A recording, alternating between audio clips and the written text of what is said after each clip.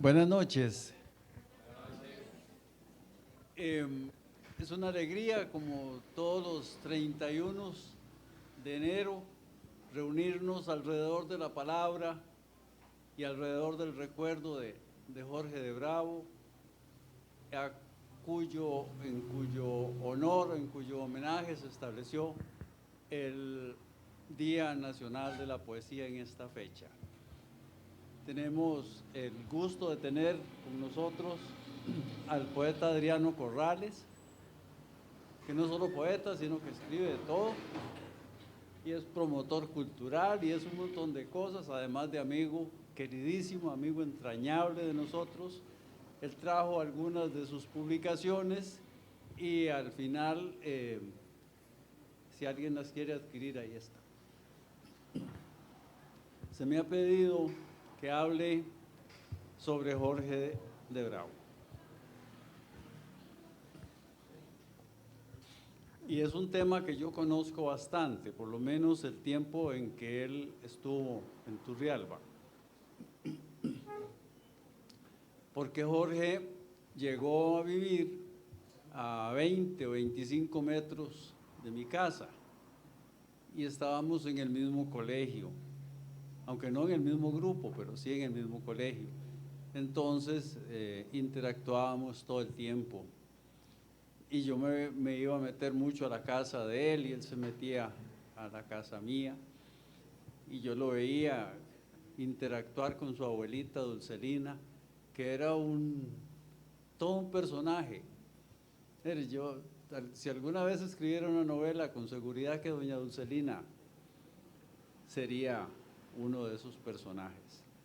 Si Jorge era tan pequeño que yo creo que andaría en el 1,50 m o algo así, y la abuelita era mucho más baja que él, entonces era una cosita mínima.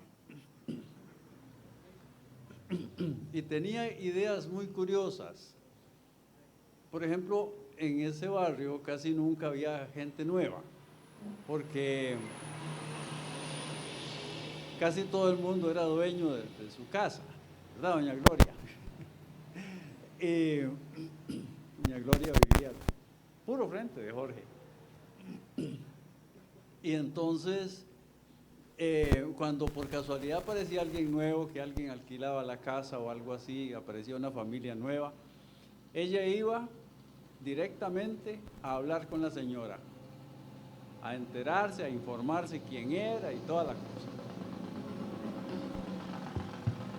Y después pasaba por las demás señoras del barrio para informarles. Por lo general, el reporte que ella daba era el mismo. Cualquier come chayotes igual que yo. Esa era una de las características. Tenía pánico de que se le gastara la corriente, entonces ella quería que estuviera la luz siempre apagada. En realidad vivían en pobreza. Tenían su propia casa y todo, pero sí vivían con bastante pobreza. Y eso provocó una cosa muy curiosa. Se peleaba con Jorge porque Jorge no quería dejar de leer nunca. Jorge se metía al excusado con un libro y tenían que tocarle la puerta para que saliera, porque él ¿cómo iba a estar todo ese tiempo sin leer? Se acostaba con la luz encendida y si no se cuidaban, él amanecía leyendo. La vida de él era leer. Y entonces doña Dulcelina lo tenía muy tallado. No, a las 10 me va pagando esa luz, ya más bien las 10 es tardísimo. Y coincidentemente él conoce a una muchacha ciega, Marujita, y se enamora, porque Jorge se enamoraba, pero como dicen los mexicanos, se enamoraba como un burro, ¿eh? Y entonces, con ese cerebro pavoroso que tenía, inmediatamente aprende braille. Supongo que braille lo aprendió en media hora, porque era una cosa pavorosa. Y entonces ya él leía y escribía. Ya me acuerdo de verlo con un punzón ahí escribiendo. Entonces se solucionó el problema con la abuela. Él llegaba y se acostaba, él consiguió libros y revistas en braille, se acostaba, se metía debajo de la cobija y se ponía a leer en braille. Ya la abuelita no tuvo más razones para enojarse con él por eso. Él agarraba y la alzaba y ella, quite, suélteme. Y la golpeaba así, porque a ella nunca le habían hecho cariño. Ella no sabía lo que era, y que llegara ese nieto irrespetuoso, no solo la abrazaba, sino que la alzaba. Y claro, ella lo disfrutaba en el fondo, pero aparentemente se ponía furiosa. Quite, suélteme. Ella decía, yo nunca he pecado con verme en un espejo. Eso decía. Nunca he pecado con verme en un espejo. Entonces la relación de Jorge con ella era muy divertida porque Jorge no la tomaba en serio, y a diferencia del abuelo, que sí era totalmente intratable, él tenía un cuartico pequeñito y se encerraba ahí, y entonces ya con ese sí que no había manera, pero con la abuela Jorge se llevó de lo más bien, fue todo un personaje. Ya cuando yo la conocí estaba muy anciana, posiblemente tenía arriba de los 80 años. Y Jorge era así, no sé cómo decir, muy afectivo, muy demostrativo, se enojaba fácil y se le pasaba a los 5 o 10 minutos, se le pasaba. Conmigo se enojó un par de veces, pero rápidamente se le pasaba. Recuerdo una vez que se enojó porque le dije, Jorge, no me parece que compres esa moto. Mira los problemas que tenés con la vista. Vos no debes andar en moto. ¿Y vos qué pensás? ¿Que yo soy inválido? Algo así. Y se fue furioso. Pero al rato ya se le pasó. Con Laureano también se enojó por lo mismo. Laureano le dijo y él se puso furioso porque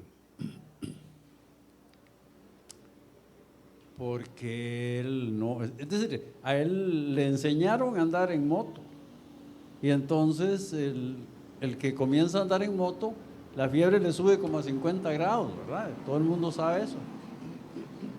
Para venderle la moto, le enseñaron, y entonces ya él totalmente no había manera de que se apeara de ahí hasta que se mató. Y bueno, yo para qué me voy a esconder más, diciendo lo que ya lo he dicho en los periódicos y todo. El que se ganó unos pesos ahí con esa venta fue José León Sánchez. Si ya no me demandó después de la publicación del periódico Ojo, ya no me demanda. Espero yo. Jorge era una persona increíble, y hay cosas admirables que yo las digo, y hay que tener cuidado con muchas cosas sobre Jorge, porque ya se ha abierto todo el capítulo de mitología sobre él. Pero ya hay gente que está viva, que lo conoció, y puede decir que es cierto. Yo lo admiraba mucho como mecanógrafo, porque él escribía a una velocidad pavorosa,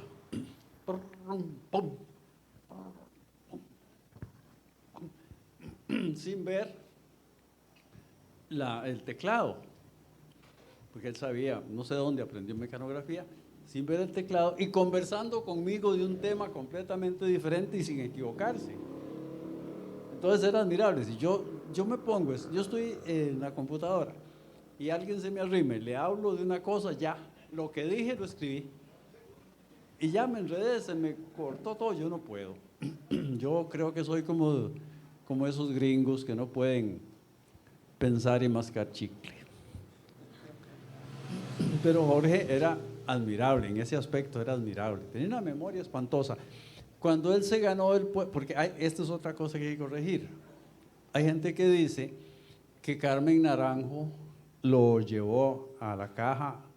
No, él estaba en la caja aquí, pero Carmen Naranjo lo nombró lo apoyó para que fuera inspector de la caja, un puesto donde ganaba mucho mejor.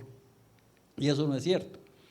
Estaba ese puesto y entonces a Jorge le dieron el reglamento de la caja y ese lo aprendió casi de memoria. Y entonces cuando fue a hacer el examen se ganó un 100. Y por eso fue él, no por Carmen Naranjo, ni por Beto Caña, ni por nadie, sino por sus propios méritos. Otra cosa que a mí me gusta aclarar, que mucha gente que lo conoció aquí decían que Jorge se robaba el sueldo en el hospital, ahí en la caja, porque lo veían escribiendo poesía, ahí en el trabajo. Y él era incapaz de robarse el sueldo, ni robarse nada. Él era como ese personaje de la televisión, honesto, demasiado honesto. Resulta que el funcionario que estaba en ese puesto de oficina aquí, cuando llegó Jorge a trabajar en la caja, tenía un montón de trabajo atrasado, meses, y estaba quejándose de que el trabajo ahí era demasiado para una sola persona. Y entonces él pedía que nombraran otro para entre los dos llevar el trabajo. En ese momento llegó Jorge ahí y no era un mes cuando estaba al día con todo. No era un mes cuando estaba al día con todo. Y entonces después el trabajillo que le llegaba, si acaso a las 10 de la mañana ya lo había terminado. ¿Y qué hacía el resto del día? Se sentaba a escribir poesía, ya había hecho lo que tenía que hacer. De modo que